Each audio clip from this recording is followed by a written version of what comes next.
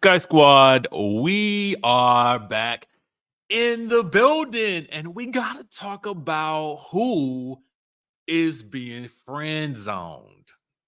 Baby, y'all not going to believe this. And we got the tea on the Potomac cast trip and exactly where they're going. All right. So get ready for that. So, warning, the Potomac tea is coming first. So, spoiler alert for those of you guys who don't like to be spoiled.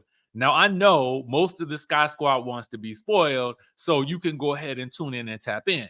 But if not, hold on to your horses for a good minute and then, put me on mute and then come back in when we get to talking about Tamar, the friend zone, and what's going on with her. Okay. And this Braxton family reboot. Is it a reboot? Is that safe to say?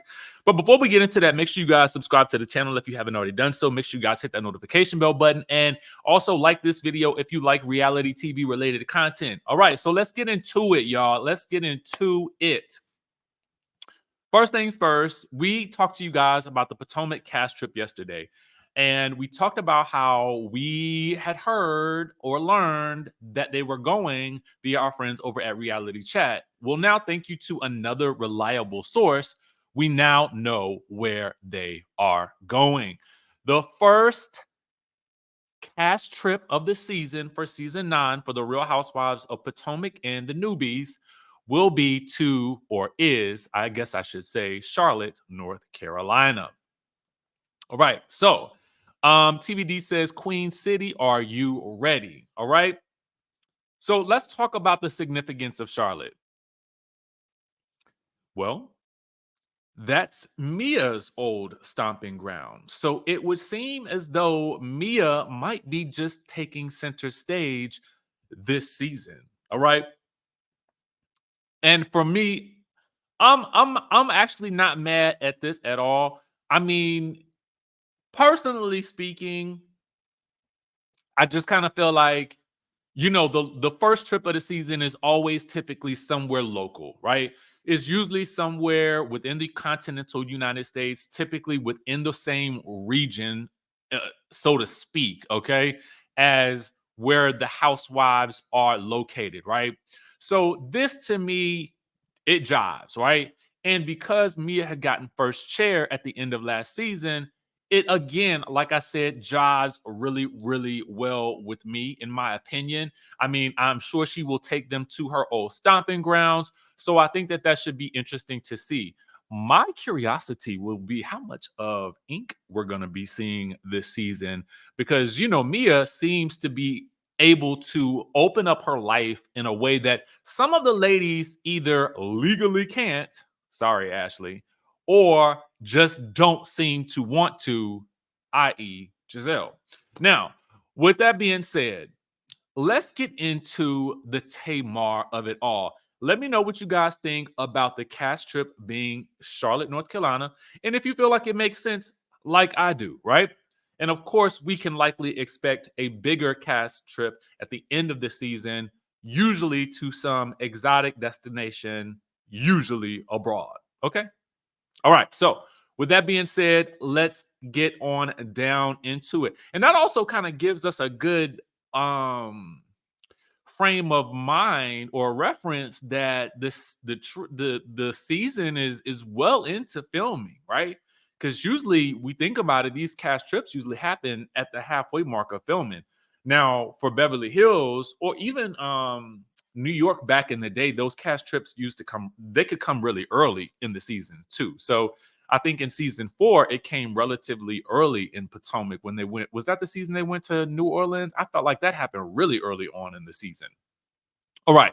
So let's get into the Tamar of it all because we have got a lot to talk about with this podcast with Carlos King. Now, we knew some of these things that we're going to be talking about today, but there's a lot that I felt like I just did not know as related to the podcast. For the most part, I feel like people have been doing a pretty good job of keeping like much of the tea from the podcast under wraps, even though, let me give you an example. For when we went to the one here in DC, which I will assume will probably come out next week, we were asked to not record because I know that he wants to also be able to put it out visually in a way that looks, stunning and, gives it that quality that he loves to do with his videos as of late, right? Especially the interviews.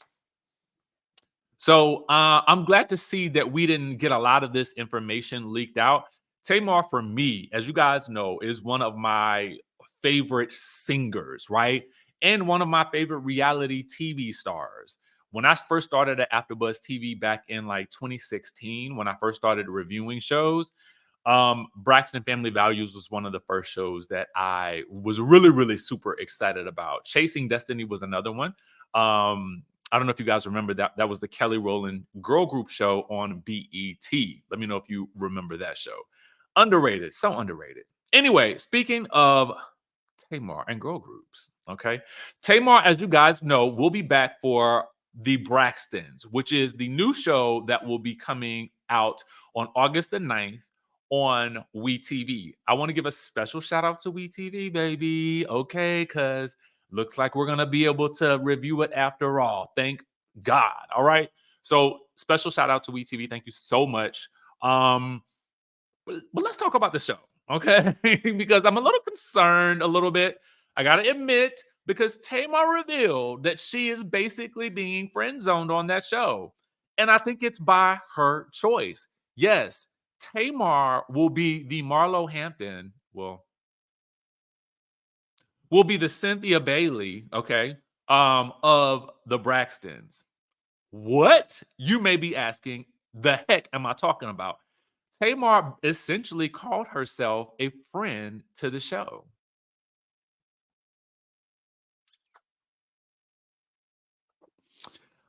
I'm now I'm jumping knee deep into the interview, and I'll go back and we'll talk about some of the other aspects that I feel like are noteworthy. But we got to talk about this first things first, right? Tamar. Okay. Let's really have a conversation, man. We got to have a real conversation. That is very startling to me. I was hoping upon hopes that we would see as much of Tamar as we would see of the rest of the ladies. And so it does kind of concern me just a bit because particularly towards the latter parts of, the first iteration of Braxton Family Values, at times Tony felt like a friend to the show. And, we know that Tony at that time was, busy, doing her thing, making sure she stayed in good health, but also doing so many other things as well. And so I think it was probably a lot harder for her to be in the same spaces as some of the rest of the ladies who filmed more, right? So, it concerns me a bit when we hear that Tamar will be essentially a friend to the show because I felt like Tamar brought so much energy to the show and to the franchise itself, right? So I'm a little concerned about how that's going to play out. Will we still see as much of her? But maybe she thinks she's just a friend. That's what I'm hoping for. Like maybe she filmed a little less, but we'll still see her equally as much. I really don't know. Will we see her relationship play out? Because I'm going to tell you some things that we now know about her relationship that are probably for the best, but it also makes me wonder if that's another reason why she's a friend to the show. Well, let's get into it. Okay, let's get into it. Basically, with regards to JR, who she readily acknowledges that the audience just does not really like. Okay. Um, you know, it sounds like she's still engaged, but Tamar has made a decision, okay? She says the truth of the matter is, and I'm reading the quote verbatim, is that we decided we would keep our relationship completely private no matter what the relationship status is. She says she's taking a page out of Ashanti's book. She says Ashanti works, minds her business, and there's no drama or interference. And she wants people to focus more on her artistry, her music, and her television shows. Now, we'll get into a little bit about those television shows in just a bit and how she's able to now be able to do these other television shows, likely or potentially in conjunction with WeTV or at least Carlos King. So, with regards to her being back on the Braxtons that will premiere on August the 9th at, I think, on it's a Friday, I think at 9 p.m. on WeTV. Um, and of course, I'll be watching, right?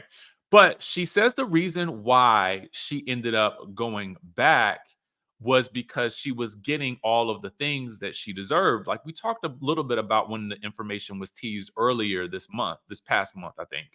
And she says that they, including the money, she's getting the money she felt like she deserved. She says, coming into a huge show as a producer, in the first iteration, she says you usually get the opportunity to produce other things. And she wasn't at the time, but now she says she can create things with people like Carlos King, and she will get real producer credits. She does say it was a lot for her. She acknowledges that the first contract, she felt like it was allegedly a slave contract. She said she wanted to quit Braxton Family Values since season 3, but they were not able to negotiate when the show became a hit. Like most reality TV stars, they were only able to change the amount of money they were able to get, but they were not able to change the terms of the contracts. So what does that mean, right? So what it means is that they would not be able to do anything else outside of the show, because if they did, then they would be in breach of that contract. So they would have to do the show in order to be able to do other things, is what I am hearing. Okay.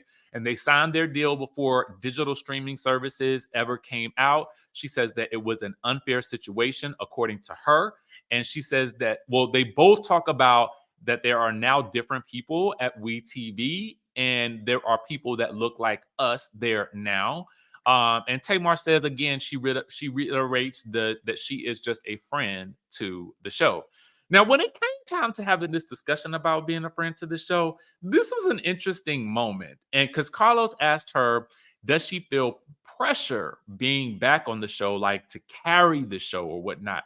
And then she sort of turned the attention to Married to Medicine. And she asked, well, what is Quad's role on the show? You know what I'm saying? And then she says, she asked, well, what is the other lady's name that was like that we barely knew? And I think she was talking about Dr. Alicia. So I was trying to understand the correlation she was trying to make.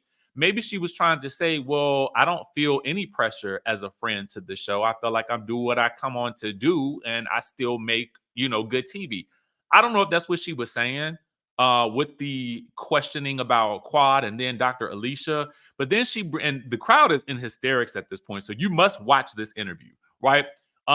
Then she says, well, she says that's why she's concerned about the Real Housewives of Potomac right now. She says, I wanted to see Candace with her baby.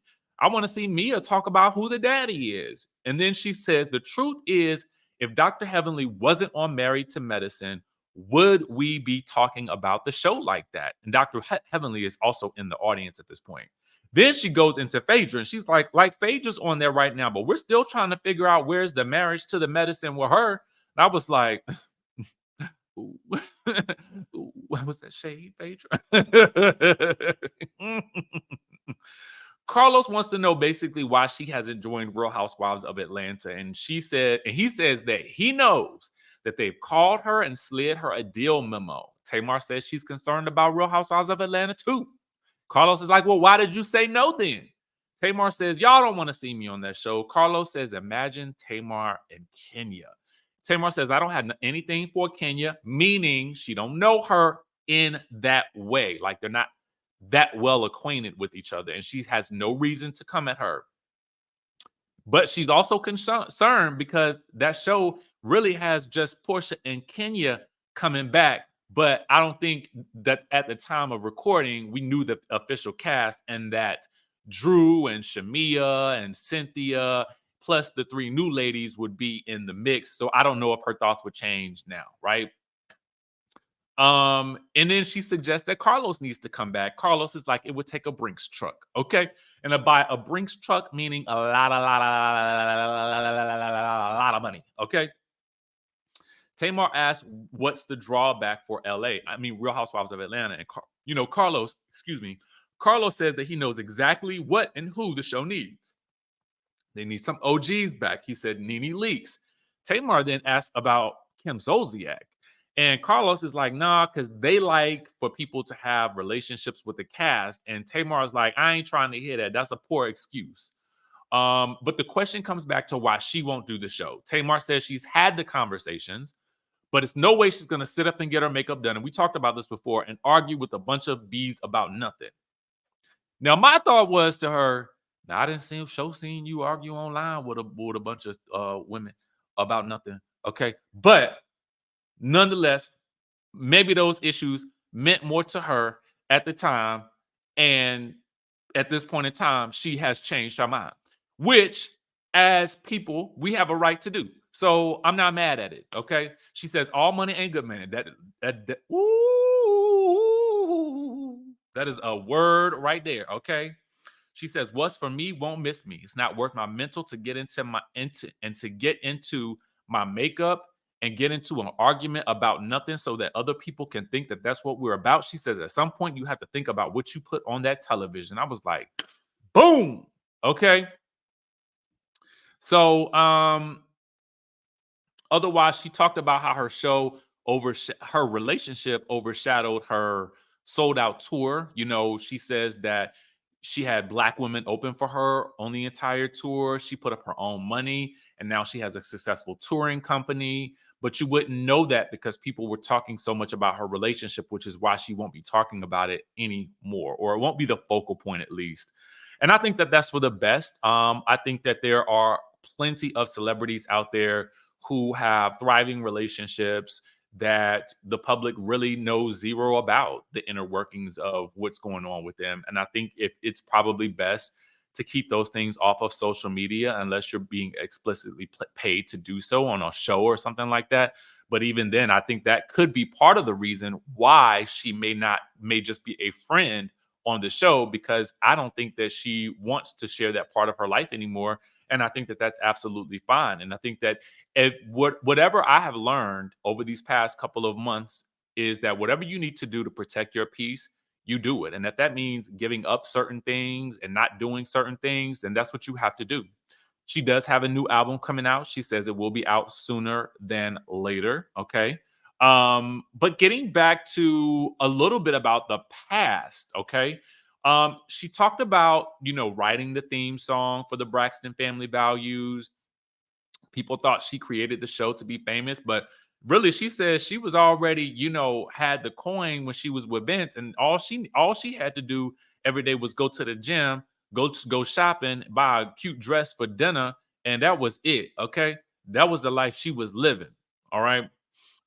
She did feel like, some of her relationships with her family would have been better if they did not do the show, but she's happy she did the show for the culture because she felt like she wanted to provide, a space for people who look like us to see a family that we all knew, kind of like the Kardashians. And I think she said at that point in time, Real Housewives of Atlanta was just sort of in the beginning stages as well. So yeah, I mean, it was definitely needed at that point in time. And I totally agree with that. She talks about feeling like Vince wanted the best for her and how the relationship just didn't work, mostly because, they sacrificed intimacy for their business. And, a lot of times the business would outweigh the intimate aspects of their relationship. And, they were, she was young. She was 26. And, she talked about how they grew apart, but they are very good now. She likens him to a cousin. And she says that he's with someone else now who is he's with a doctor now in Miami. And she says that he and her get along great, and she thinks that the woman is nice and everything is all good. She spent holidays with him, so at least that is going well, which is what we heard. She does not regret leaving Vince. and she says that now she gets the opportunity to be her own boss, but she does acknowledge that she did learn a lot from him and that he put up his own money, 1.5 million for the first season of the Braxton Family Values because he knew that that was her passion and he was determined to help see her win. All right. Um, Carlos admits that he too also sees Vince all the time, traveling back and forth from Miami to Atlanta. All right. Why she's doing the show again, we talked about this before, but just to kind of reiterate, she had numerous conversations with Carlos. This was something that her mom had wanted them to do, and she was very conflicted. Her mom asked her to come back and finish a show that was important to her as a mother and to her daughters and gave her all. And, again, like I said, WeTV gave her all of the things. So that is the interview. Those are the highlights, but I definitely there's so much more there. But if you wanted to kind of get a gist of what was said and the things that I took from it that I thought were super interesting, we've got the highlights for you. But like I said, still go and watch the interview for yourself. I think it's a good interview because I just think that it's also nice to hear these things from the horse, like whenever you can get the tea from the source directly from the horse's mouth, I feel like that is always the best, right? So yeah, Tamar Braxton will be a friend to the show on Braxton Family Values.